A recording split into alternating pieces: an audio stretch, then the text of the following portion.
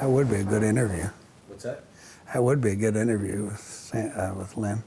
I know, I should do that. All right, so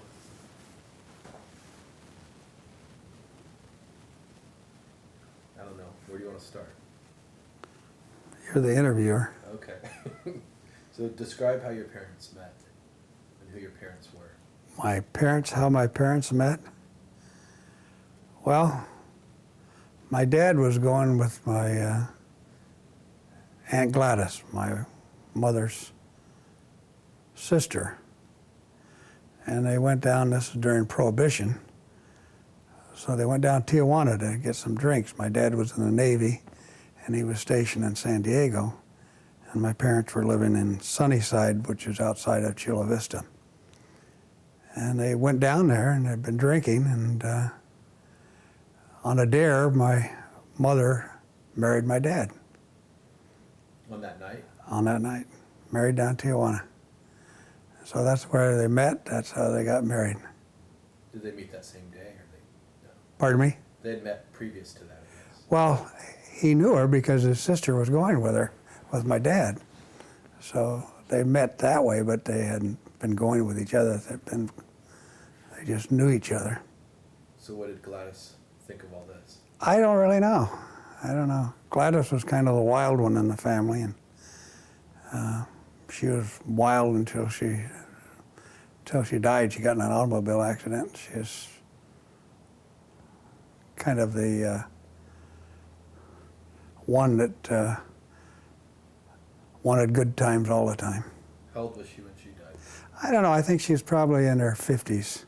She died pretty young. She lived up in Northern California, up in a log cabin with her husband, Paul. So where was Grandpa Scott from? Do Do you know anything about his childhood? Well, I don't really know a lot about it. He was born in Council Bluffs, Iowa, actually, outside of Council Bluffs, and my great-granddad came from London, and he settled in Council Bluffs, and he was a very wealthy farmer. And then my granddad inherited that, but he liked to drink and have wild women, so he pretty well let the farm go down. It was taken over during the Depression. But my grandmother and he had they had 5 boys and 2 girls. So, but he essentially ran the farm down during the Depression, and they lost the farm. So my dad was pretty much a farm boy. The whole family were farm boys. And they worked in the farm like everybody did in those days. And that's where he's from. And so how did he get out of Council Bluffs? Well, he got out of Council Bluffs by joining the Navy. He joined the Navy somewhere in the 20s. And he's joined it for 4 years like you did. And he was a machinist mate in the Navy. And after the first 4 years, he went back to Council Bluffs to get a job, and times were so tough, it was right in the middle of the Depression, that he re-enlisted, and then he stayed there until he retired. So he was stationed in San Diego the whole time? No, he was stationed. In those days, you weren't stationed on base very often. His home base was San Diego for some ships, but they would stay out to sea for long periods of time.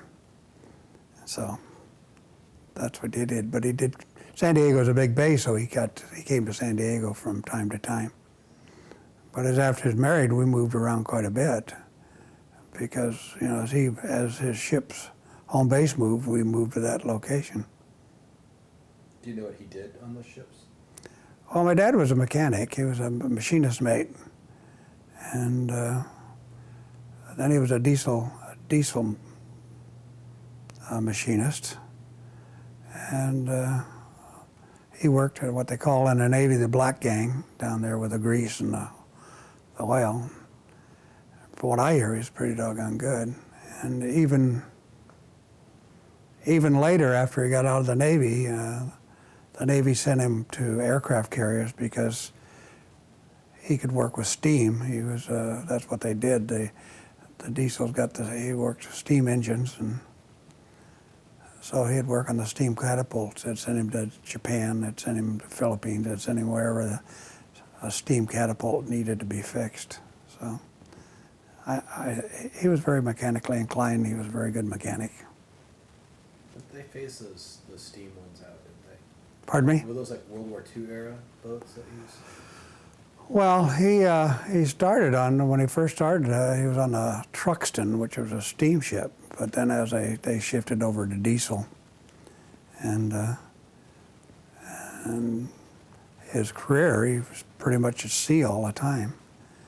And he was on a PC boat, and he was on a DE boat, destroyer, escort. In fact, the destroyer escort, the USS Mason, was actually the first integrated Navy ship, all black crew and all white officers, which is appropriate for the times. Not appropriate, but that's what happened during the time. And you know, that not too long ago they had a television program about the USS Mason and how it went from a black crew and white officers until it was totally a ship manned by black enlisted men and officers. So that was World War II, didn't it? That was World War II, right? He when the war started, we were living in Norfolk, Virginia on December 7th, and he was out to sea. He wasn't there, and we went out on that Sunday, and I had just turned 8. My sister was 9, and we heard that Pearl Harbor was bombed. And of course, to the adults, especially the adults, we were living in a naval housing project in Norfolk, Virginia. Adults were quite concerned because their husbands were in the service. Us kids weren't quite as concerned. Did you know where he was in the ocean? I don't know where he was, but he was in the somewhere in the United States. I don't know. They went out to sea on training all the time, so it was kind of a different times. They didn't really worry about the dependents. In other words, they were worried about their men, and the men had to worry about their dependents. Did you see him much during the war? I never saw my dad very much at all, from the time I was born until I was about 12 years old. And it's kind of a funny thing in my life, because when he finally got shore duty, he hadn't had shore duty all the time, he had all sea duty. When he got shore duty, all of a sudden he wanted me to be his buddy. And I didn't even know who he was, really. I mean, honestly, I didn't know him that well. And he wanted to go do the things that he did when he was a boy. And he wanted me to go, he bought me a rifle so he could go deer hunting, which I never did do. And it was kind of sad because we weren't on the same wavelength. So I was very close to my mother. I wasn't very close to my father at all. So after, when he came home when you're 12, and you saw him? We were in Long Beach then, and he got stationed at Terminal Island, which is in San Pedro or Long Beach. And the war, while he was there, the war was over in August. And so he stayed there, and he helped with the mustering out of the people that were in the Navy for the duration. So they had a point system that they had for these people that had been in the Navy in order to get out. They get so many points, and then they were eligible to get out, and that's the way they organized it, so they could do it in a logical, rational, organized way.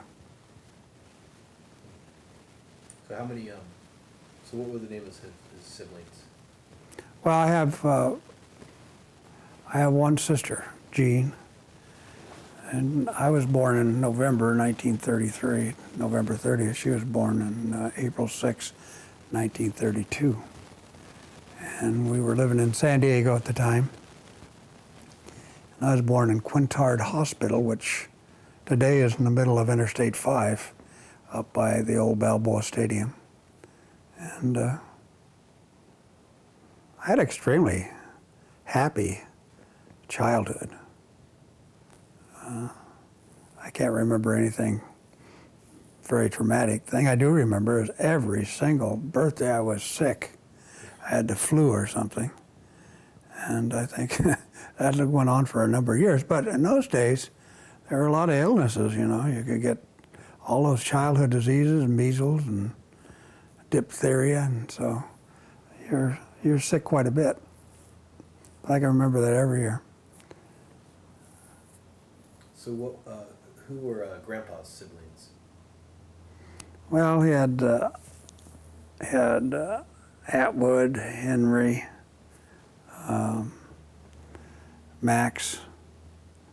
I'm forgetting somebody here. Oh God. Uncle Oliver, and then he had two sisters. He had Mary and Sarah. Sarah was the oldest, and Aunt Mary was the youngest, and she just passed away about 4 months ago. So she was the last of them. And it sounded like they had a pretty good childhood, you know. On the farm, that's what they did.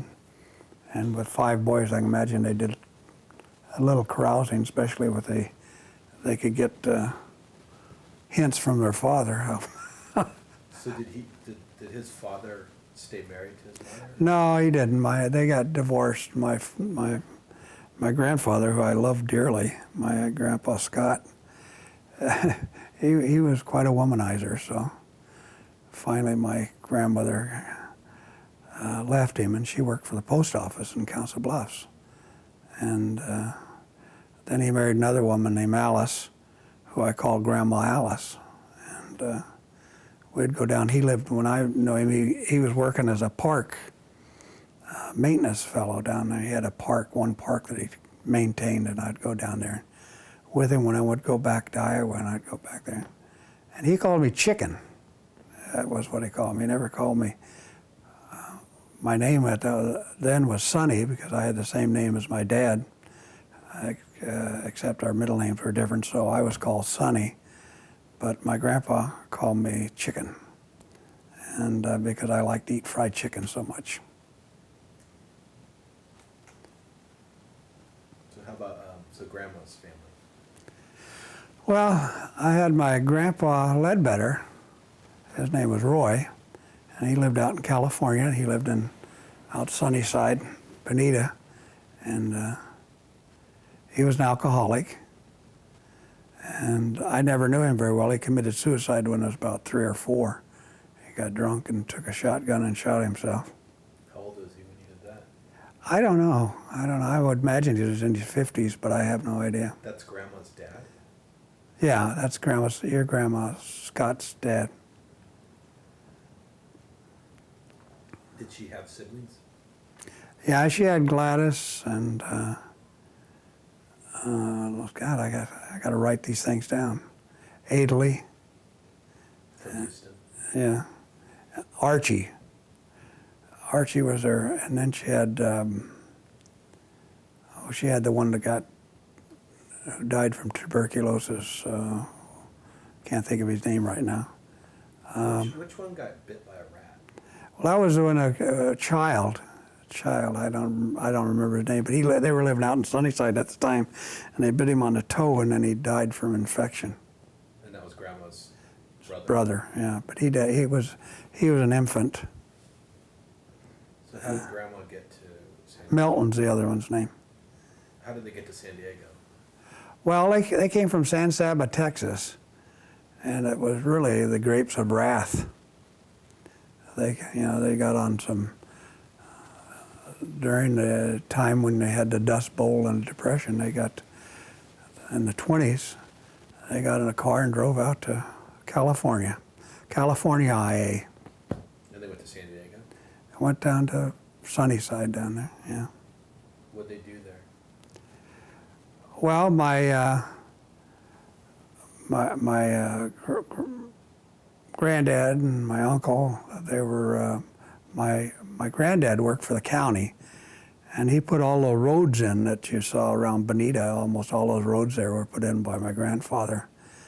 And then my Uncle Willie, William, he had he was a paving contractor, and he took up kind of up for my grandpa. But my grandpa put all those roads out there along the dam and along Sunnyside and Bonita. He put all those roads in. He worked for the county, and they lived in the county building right there at the corner of the road where the river turns in the Sweetwater Valley. They lived there for years and years. Now there's a fire station there, but they lived there for years. So how'd you meet Mom? How'd I meet your mother? I met your mother in study hall when I was a sophomore. I met her study hall at Sweetwater High School. I sat next to her. I started talking, had her copy my homework for me. Do your homework for you? She says she did my homework for me, but she didn't. I would do it and she would copy it because I wasn't the neatest person in doing homework. What kind of homework was that? Well, I don't know, just the regular things, civics, biology, you know, all that. My hand wasn't perfect, so I had to redo it. But she has a different story on that. She said she did the homework for me, but I don't. I can't picture her doing homework for me, even today. I can't picture her copying your work, though. Oh, she did that. So how old were you guys? Well, I was 15. She was 16. Well, she was 16. And then so you guys went out for a while? Or? Well, I guess about a month later, we started going steady. And we've been together ever since. So we started when I was 15 and 16, and and we've either been going steady or married for about 56 years. And so when did you guys get married? When did we get what? Married. We got married on August 1st, 1952. And we got married down at your grandpa's farm, Cloyd's Dairy. And we got married in the patio there. Had a minister that was a friend of Colleen's grandmother, your great-grandmother, Ma. And after the very small wedding at the house there, then your mother and I went on a honeymoon up to Carlsbad, California. We got all the way to Carlsbad, California. And I was on an extended 48. I was in the Navy myself at the time, which means that I had Friday off, all day Saturday and all day Sunday, and that was it. So we went up there. And we had a little home up on Landis Avenue in Chula Vista, and we couldn't afford to feed a cat, so we got a turtle. And the turtle's name was Myrtle the turtle. Lived in a small place. It had a bedroom, a small bedroom, a small living room, a bathroom, and kitchen. That was it. And Where's Landis? Landis is a street before you get to 3rd Avenue.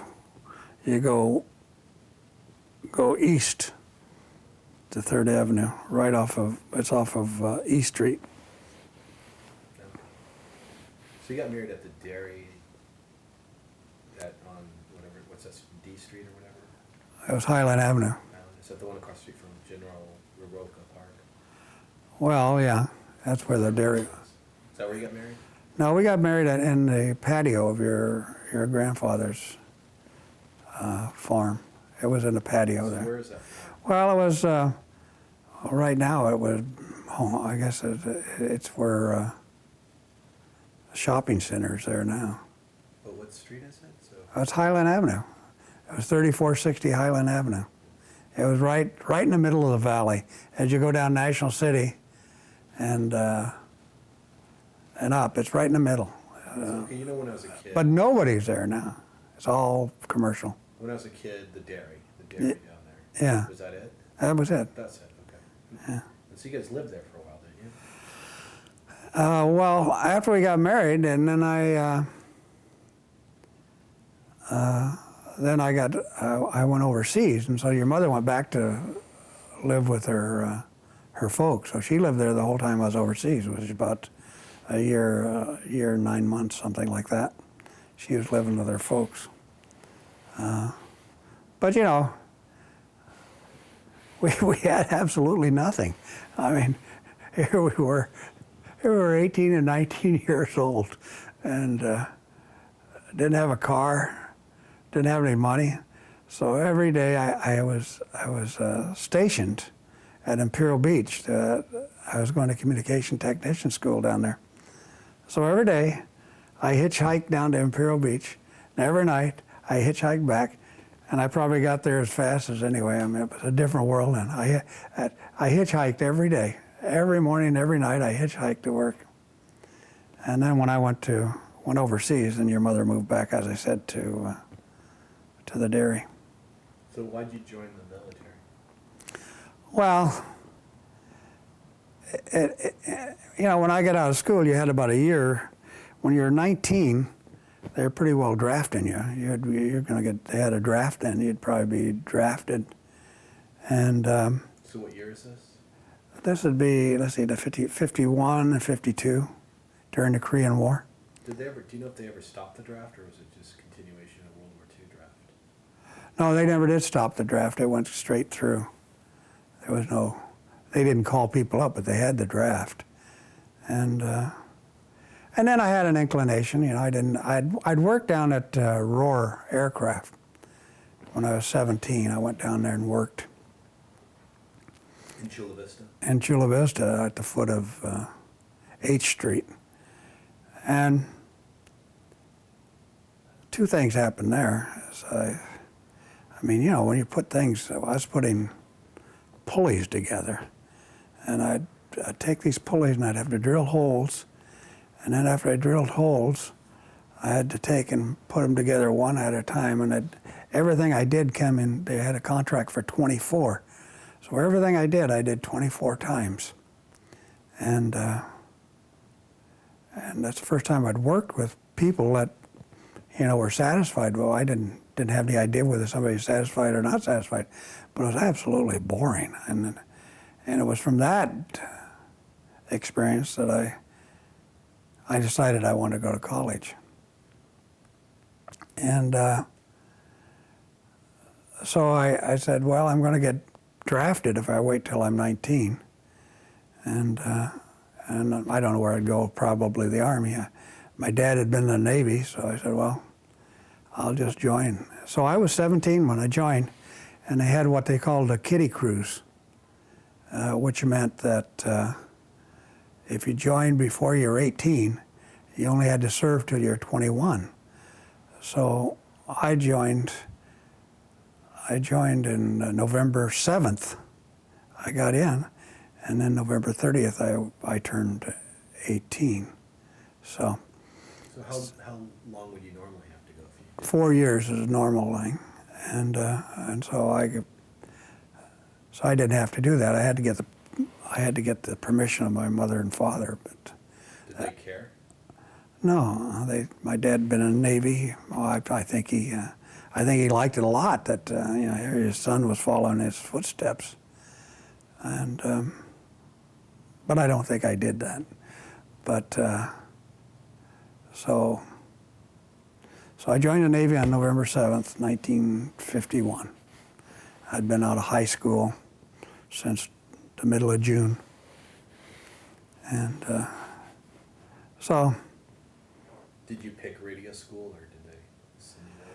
Well, I went through boot camp in San Diego, and I went through the first 3 weeks of your indoctrination, and I went in Camp Elliott. But when I joined the Navy, I went in as a high school seaman apprentice, and I had to go up to Los Angeles. First time I ever stayed any place other than home. Never slept over anybody's house. Never slept anything except my own house. All my life, and I went up some modest hotel up in Los Angeles. But when I came back, I was in charge because I was the only high school graduate, which I think is kind of an interesting phenomenon. So we came back on a bus and we went through basic training. You were in charge of what? I was just in charge to make sure everybody I had all the orders. I mean, I really didn't do much. I had all the orders, and we got down to the Naval Training Center, NTC, in San Diego. I had to turn over all the documents to chief.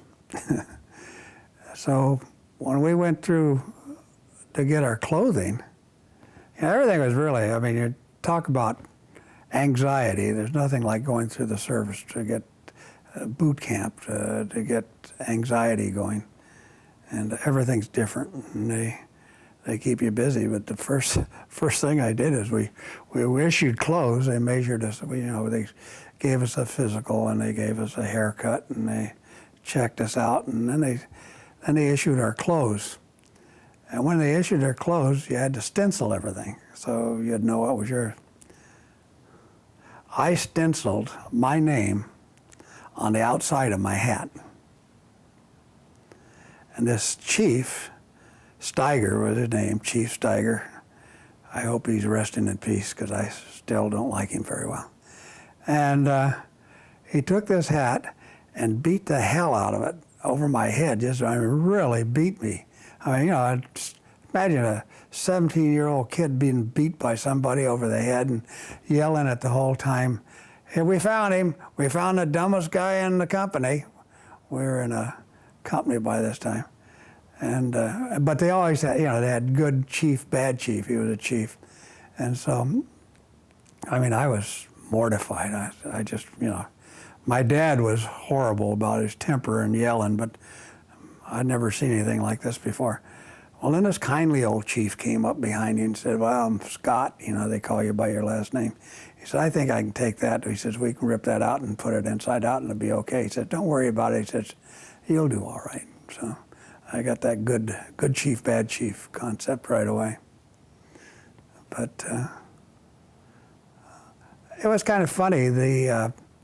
Most people were, when they were at boot camp, they were homesick. A lot of them were homesick. And I was too, and it was kind of funny. It was kind of unique because I'm from San Diego. I was probably no more than 12 miles from home, but I couldn't leave, and then I couldn't leave there, and I couldn't see anybody. So it was pretty rough. Had some experiences there. We had, it was one of the rainiest, in 1952, it was one of the rainiest seasons they had. I had never seen the Sweetwater River run the whole time I had gone to Sweetwater High School. I'd never seen water in the Sweetwater River, and that was the first time. It rained and rained and rained, but we had to march. We had to march every day out in the rain. And this chief wanted to win all these awards. So, he got inspected all the time. So he'd only allow us to have one uniform on and then one being washed. And all the rest of them we couldn't take out of we stored everything in a locker. We couldn't take them out of our locker. We had them there for inspection. And so it rained so bad, and my socks were wet all the time. And so I told the chief, my poor heels were bleeding just from having wet socks on. So he sent me over to the sick bay. Nothing but harassment. "What the hell's wrong with you? You want to get out of the service?" He said, "Why don't you put some dry socks on?" Blah, blah, blah, blah, blah. I'm like, "No, I don't want to go out of service." The worst thing you could do in those days is 11 weeks was boot camp, And the worst thing that could happen to you is be set back a week, and then they'd have to do another week, and I didn't want that to happen. So, but that was over Camp Elliott, which is across from Miramar, and I got to make a phone call, one phone call. It's kind of like One phone call. home. Yeah. We could go down one time during that 3 weeks. We could make a phone call. And so I called your mother at that time. But it was kind of interesting. Then then we went from Camp Elliott. We went to NTC, and on the What's that, NTC? Naval Training Center, San Diego. And so then we marched and went to class, and it was pretty rigorous. We learned a lot. Why would you go to NTC? That was where the main training. They had all the schools over there where you'd learn about, you'd learn terminology. You'd learn the floors, the deck, and the bulkhead, and they'd give you a test on night blindness, and you'd go through fire control training, and you'd march, and you'd march, and you'd march. So everybody goes to NTC after boot camp? Yeah. Well, no, it was part of boot camp. The first part, first 3 weeks was indoctrination. And our company, just like I told you, the chief didn't want us to use our uniforms because he wanted us to be one of the best ones. Well, we became what was known as the meatball company. Every week you have I think it was Friday, we'd go down on a grinder, which was where you marched, and they would have competition. And we were company 145, and so we were pretty good. I mean, they marched us through, so we'd get to carry that flag with a big red circle on it, of their meatball company. But why was it called meatball? Because of Just the symbol. the symbol of reds, the red flag we carried, and our flag bearer. But it's pretty interesting. On the 6th week, or 5th or 6th week, they had what is called service week, and during that week, the people in boot camp would operate various things on the base. In other words, some people would work in the mess hall, some people would pick up and trash, and do all sorts of things. In fact, that's what the first thing they lined us up and said, "Okay, you're ready for service week. I need 5 volunteers," and there's 5 eager beavers put up their hands, and he says, "You're going to be on the trash trucks. That'll teach you never to volunteer." But I worked in I couldn't have had a better job. I worked in a swimming pool, and what I had to do is I had to clean the showers at the end of the day, and I had to rescue people, because everybody had to learn how to swim. And so the way they taught you how to swim is you got in a big pool and you jumped in. And then when these people were drowning, I'd have this probably 14-foot pole that I'd throw in the water, and these guys would, thrashing around, would hit it, grab it, and I'd pull them in. They were drowning, and I would pull them in. And I did that in the morning, I did that in the afternoon. And it was really kind of you had a little responsibility there. I'm sure nobody drowned because there's people all over there, but they would just jump in. And amazing how many people learn to swim that way. Then the other thing I had to do is I had to make sure when these people came out of the shower, I had to make sure they took a shower. So I had to have them, had to check them to make sure they were clean, and that included their private parts. So that was kind of an experience for a 17-year-old kid, or I might have been 18, just 18 then. So that was kind of an interesting thing. And then during Christmas time, I went in and November 7th. So I was in the, I was on going through training during Christmas, and so they gave everybody 2 weeks off. Gave 2 weeks leave to go back home. Do they pay for your way back home? If you work from No, they didn't pay for your way back home, but they paid you while you're gone. I mean, you know, as much money as you made. But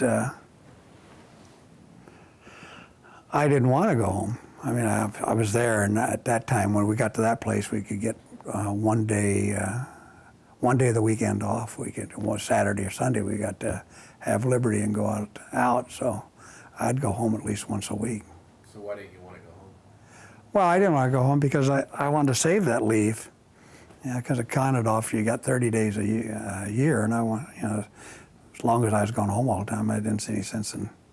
And I got to go home on Christmas because the base was closed that day. So, and I went at a.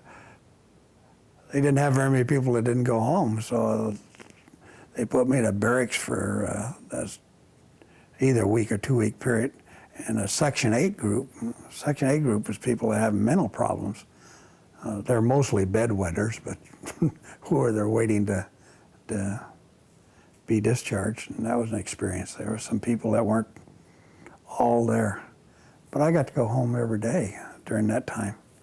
Every day I'd get a half day off, so it worked out real well. How did you become a radio guy?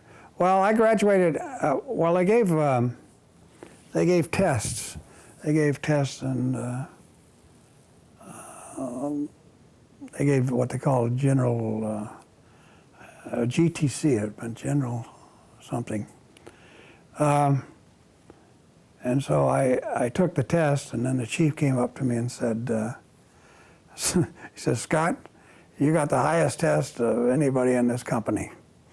And he says, "I expect you to make your bed perfect." And I thought, even at the time, I thought, I think he's misusing these test scores.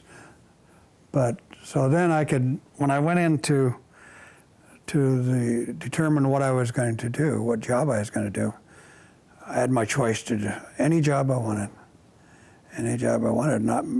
Problem is, I didn't know what I wanted. And so he suggested fire control technician, which I didn't know anything about it. And then he suggested communications technician. And they had two aspects to the communication technician. One is R, which would be radio, and one is M, which is maintenance or electronics. And he just made the decision. The fellow I talked to made the decision, so I got to go 6 months to communication technician school. And that was kind of an experience. We went to radio school first. We had to learn Morse code. And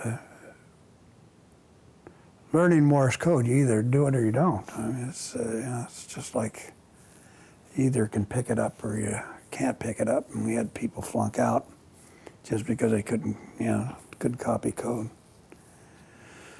So we went through that, and then after that, we went to Imperial Beach. And when we went to Imperial Beach, that's when we did the communications part. And that was, we learned about Russian circuits, and we learned on Cyrillic typewriters. And they told us what we were going to be doing, intercepting other foreign countries' messages, which they still do today, but not by Morse code. And so everybody was worried about, when we got at the end of the time, they were worried about where we were going. And you had Adak, which was up in Alaska, which was a desolate place, and you had Guam, which wasn't a good one, and you had Honolulu, and you had Bremerhaven, and you knew you weren't going to get the United States because they didn't give you that on your first tour. So I got Kamasei,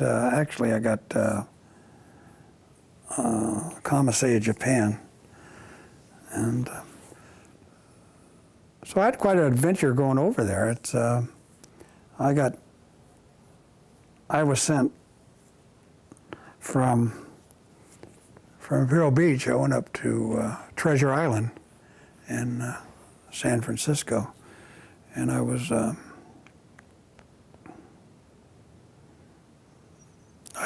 going to be transported over to Japan.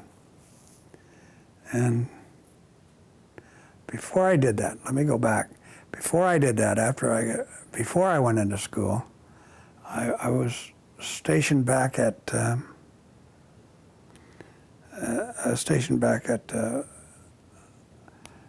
where in the hell was it? Across from Miramar. Anyway, I was stationed back there, and I was waiting for the school to start. And every day I had to go out and work someplace, and then all of a sudden I worked only. So this fellow who took a liking to me gave me the job of watching out for fires in the barracks, which wasn't much of a job. So it sounds like when people are waiting for their real jobs, they get assigned to. Yeah, that's what we were waiting for. But while I was there, we were going for muster, and we were sitting there, and there were 3 black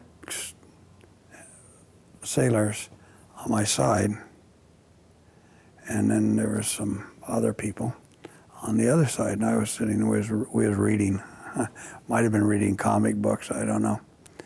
And so this southern fellow came out and said something to the first black man, and he hit him. Who hit who? The ship's company fellow hit this guy, and he had a earring in his ear, which was so strange in those days. So he went down and did hassle the next guy. When he got the third guy, who was next to me, he started hassling him. Wow, he had a switchblade, and he just cut the throat, cut it right in his, stuck it in his throat, and just went from one side to the other, and all of a sudden you saw blood bubbling from his throat and making this weird noise, and this,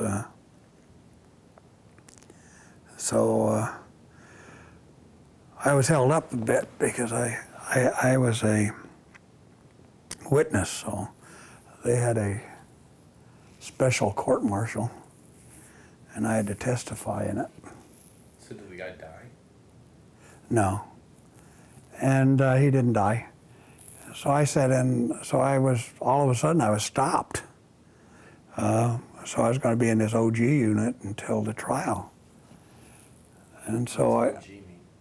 Outgoing unit. And so I sat there for a long time, and they lost my pay records, so I wasn't getting paid. So I wasn't getting any paid, and I wasn't going anywhere. So finally I went up to the paymaster at Camp Elliott, and I said, look, I haven't been paid in 2 months. I said, I'm not doing anything. I said, the schools are starting and I'm not going. I said, what I'd like to do, I said, if you guys don't pay me and there's nothing to do, why don't I just go home? I said, I live here, I'll just go here. And I said, when you want me, you can give me a call. Because I was just treading water. And, well, they didn't let me go home, but they did find out where my records were, and they did start paying me. But during this time, this fellow in the barracks had me do these going back and forth, and he kept talking to me and wanted to go on Liberty with me, and he said he'd rented a hotel on San Diego and wanted me to go out with him on the weekend, have some fun. I said, well, you know, I said, I don't want to do that. I said, I'm from San Diego. Why would I want to do that? That doesn't make sense to me.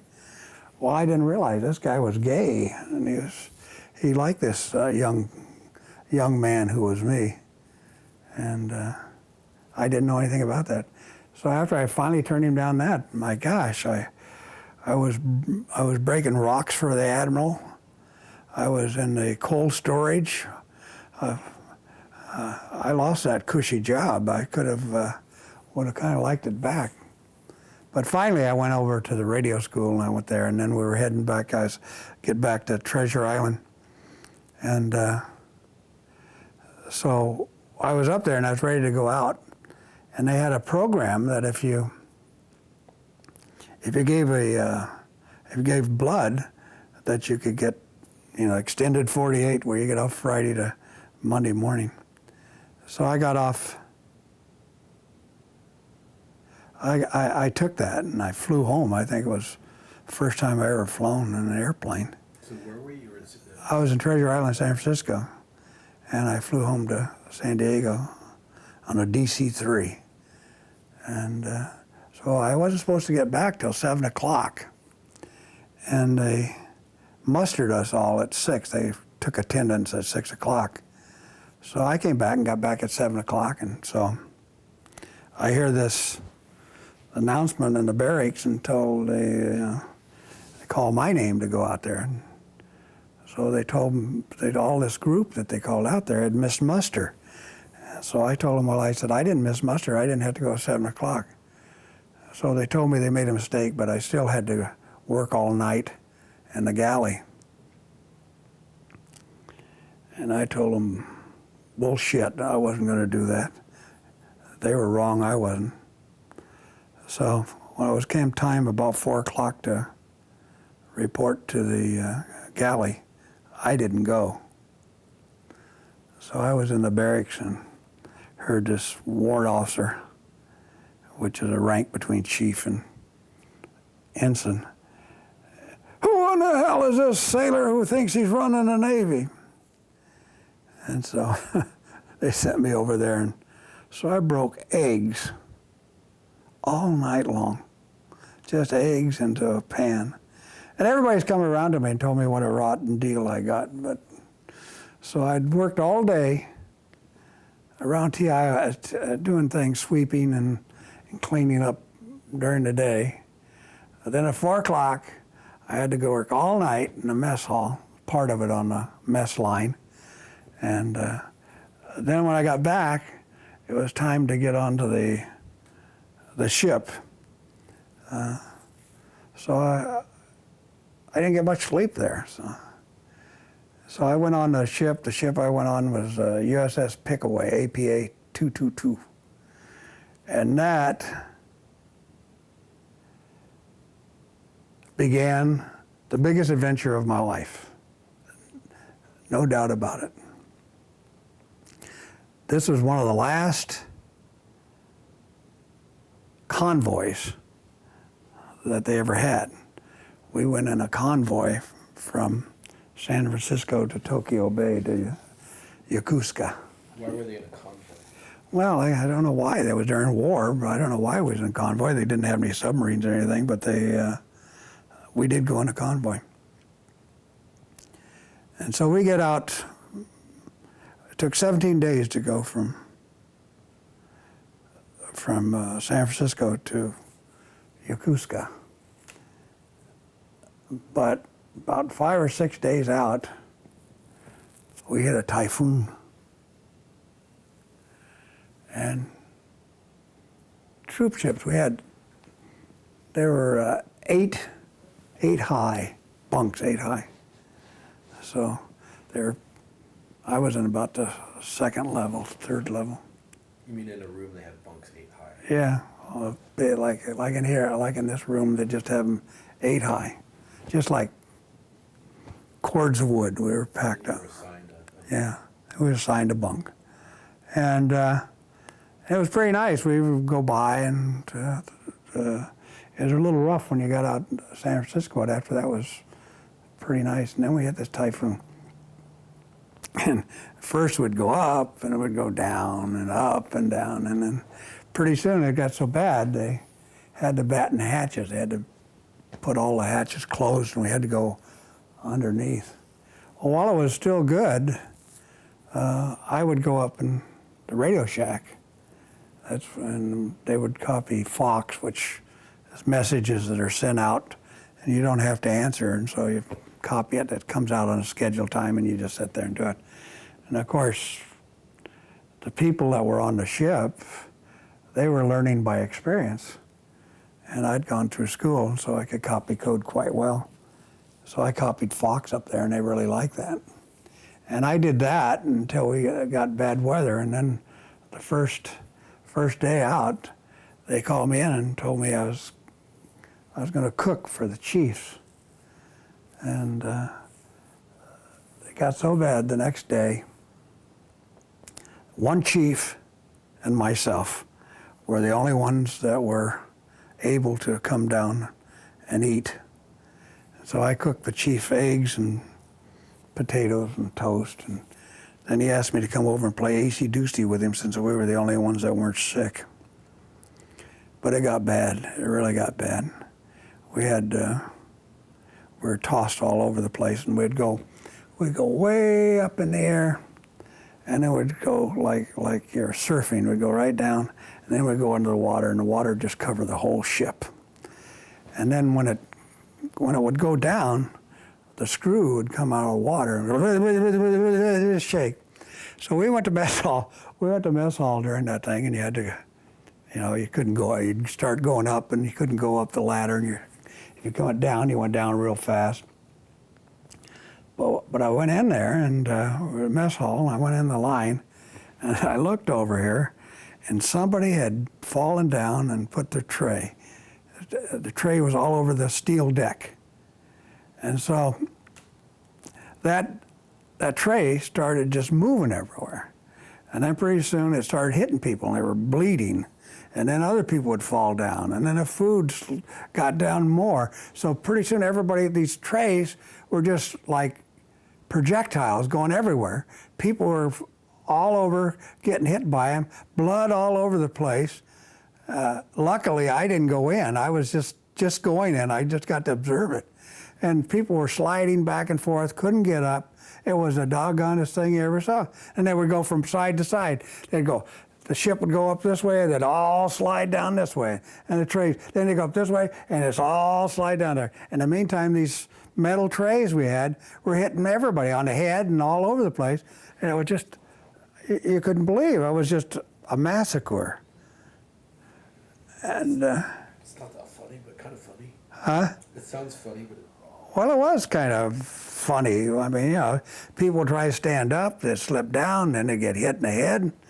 And finally, they got everybody out. And so what they did from then on, they just got us in line and gave us sandwiches. So we didn't kill ourselves. But it got real bad. I mean, we didn't know if we was going to make it or not. And the screws would just do the whole thing. We just bobbing up like a cork. Everybody was getting sick. And you'd go to your bunk, and people ate 7-Up from you, would be throwing up, and it would go cascading like a waterfall, and it was going all over, and it smelled and stank, and it was horrible. It was just horrible. And we did that for a couple days, and finally we came out of it, and then we came by Hawaii, and we saw the flying fish and the warm water, and there was nothing. But that was probably the closest I thought I'd ever come to dying. So the typhoon was between San Francisco and Hawaii somewhere? Yeah, somewhere out there in the middle of the ocean. It's probably a little north of Hawaii. And then I think you told me once about latrine, or whatever they call them on the ship. Oh yeah, whenever you went to the latrine, somebody would take I don't know where they got the newspapers. I have no idea. Would take newspapers, and the latrine was actually it was nothing more than a Like a trough. yeah, it was a trough, and then went around the corner, and so you could have probably 15 people go in the bathroom at the same time, and somebody would light a newspaper, and away it would travel. It traveled under everybody, and so that was. And then when you took a shower, it's kind of exciting because we were really rolling and rocking, And so you'd get into the shower, and the cold water would be salt water, and the hot water would be fresh water. And so you'd get all cold water mixed, and then you get all hot water. Then you get all hot water mixed, and it'd go back and forth as a ship roll. So it was a pretty good experience. But I came in on Yokosuka on my 19th birthday. I landed in Yokosuka. So we have about 4 more minutes, so I just want to go back to so Grandma and Grandpa Knapp. Mm-hmm. So what was your relationship to those guys? Well, Or like when you first met them? Well, I knew him from the time I was 15. Every day I'd walk your mother home from school, and I lived on 28th Street, and she lived right on the dairy, right down the bottom. So every day I'd carry her books. I'd take her home, and a lot of times I'd eat down there. In fact, at the end, I was eating there every night. And then I'd go home somewhere around, I'd watch television down there. And then I'd go home about 8 or 9 o'clock and walk home. So they liked you? Yeah, they liked me. Yeah, I couldn't have a better relationship. I had an excellent relationship with Garth, and I had an excellent relationship with, they liked me. I was a nice guy.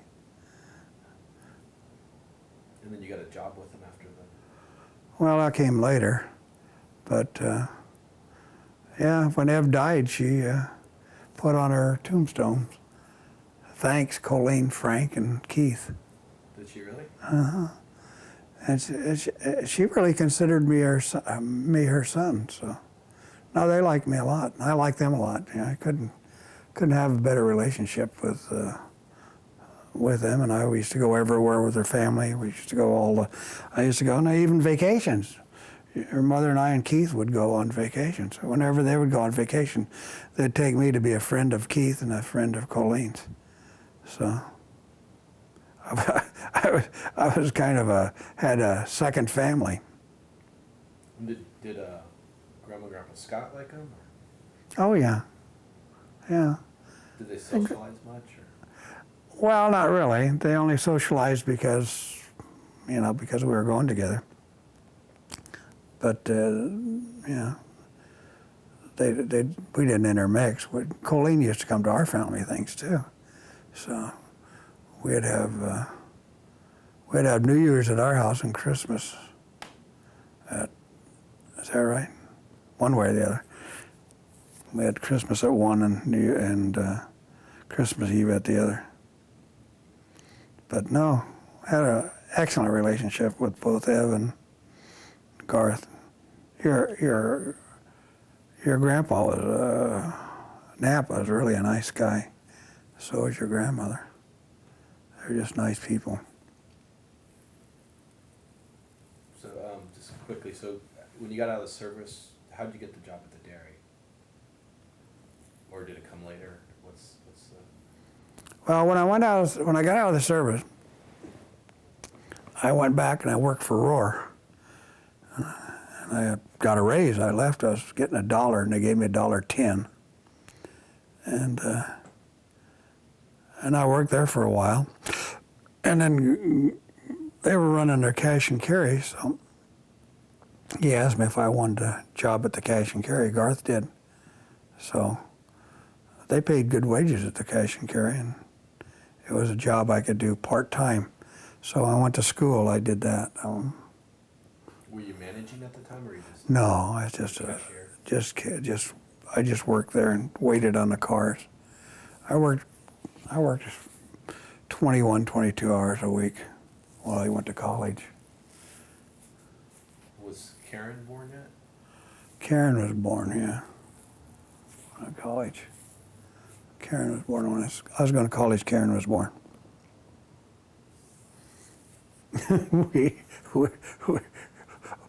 we did. We lived pretty poorly.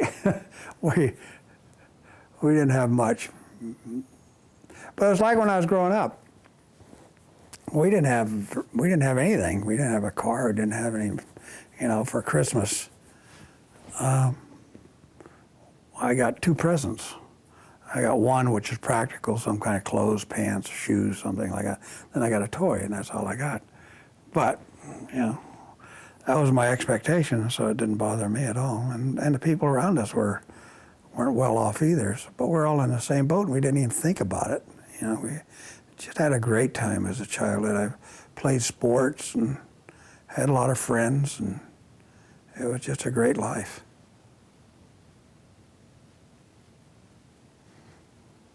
Well, We're done for right now. that's what I figured. That's why I quit. We're running out of. Is that more than you expected? That was fun. We could do a lot of these. Huh? We could do a lot of these. Did you learn anything? Sure. Huh? I hope we got it. We'll see. Hope you got it.